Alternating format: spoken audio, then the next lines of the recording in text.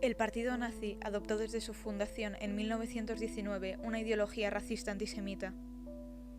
Fruto de ella fue la implacable persecución que llevaron a cabo contra los judíos y sus propiedades desde que alcanzaron el poder en Alemania.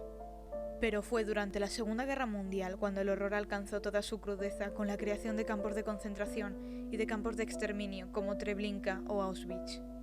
Estos últimos se hicieron para facilitar el holocausto o solución final de la cuestión judía, es decir, el genocidio de más de 6 millones de judíos.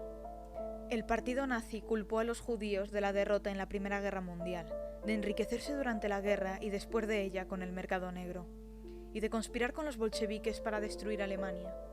Además, estos consideraban a los judíos una raza inferior.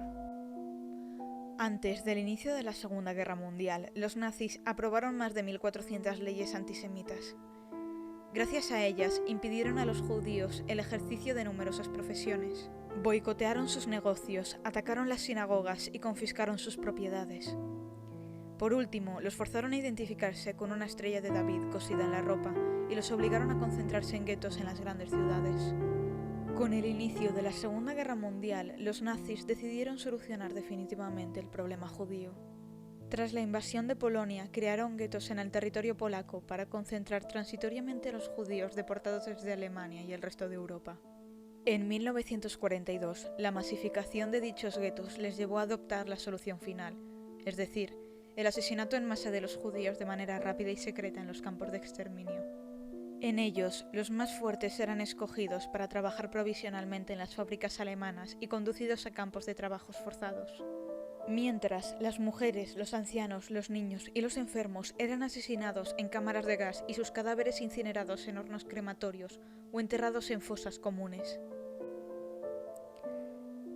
En recuerdo del Holocausto, Israel y la comunidad internacional celebran todos los años el Día Internacional de Conmemoración en memoria de las víctimas del Holocausto, 27 de enero, y destinan museos a mantener viva la memoria de las víctimas.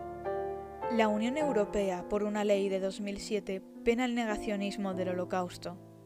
Y en 2010, para facilitar su investigación, creó una base de datos destinada a reunir toda la documentación existente sobre el genocidio.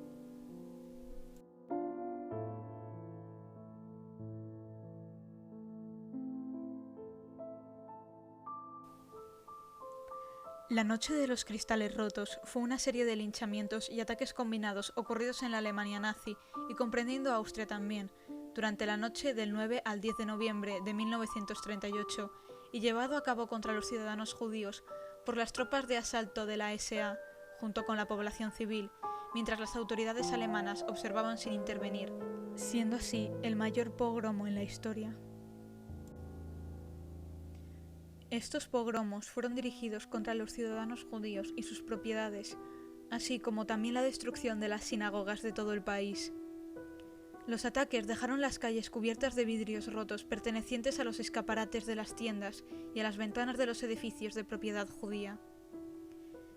Las casas de la población judía, así como sus hospitales y sus escuelas, fueron saqueadas y destruidas por los atacantes, demoliéndolas con mazos.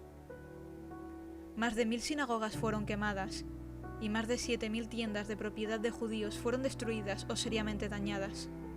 Al menos 91 ciudadanos judíos fueron asesinados durante los ataques y otros 30.000 fueron detenidos y posteriormente deportados en masa a los campos de concentración. El acontecimiento desacreditó a los movimientos nazis en Europa y Estados Unidos, provocando un declive. Muchos periódicos condenaron el suceso, comparándolo con las salvajes revueltas provocadas por la Rusia imperial en la década de 1880.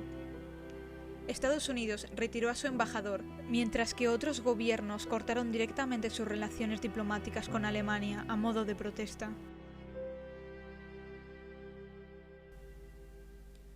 El gueto de Varsovia fue el mayor gueto judío establecido en Europa por la Alemania nazi durante el Holocausto en el contexto de la Segunda Guerra Mundial. Fue implantado en el centro de la capital polaca entre octubre y noviembre de 1940. En el gueto fueron confinados sobre todo los judíos de Varsovia, así como también de otras regiones de Polonia bajo el control alemán. También fueron internados los judíos deportados de Alemania y de los diferentes países ocupados por los nazis.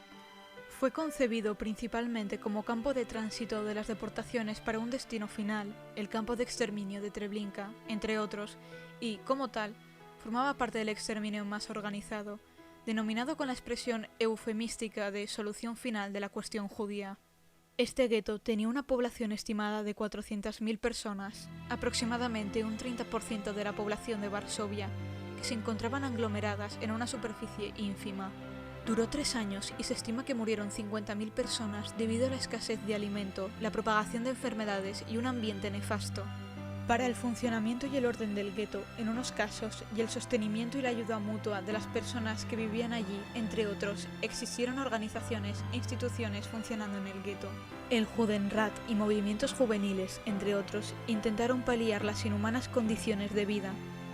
Los mayores problemas eran el sobrepoblamiento en los hogares, el hambre, la inactividad en unos y las malas condiciones de trabajo en otros.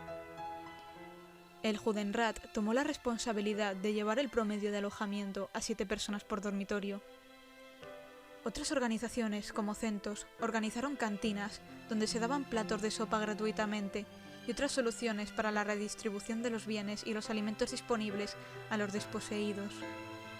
Durante 1941, las cantinas de sopa llegaron a alimentar a 2/3 de la población del gueto.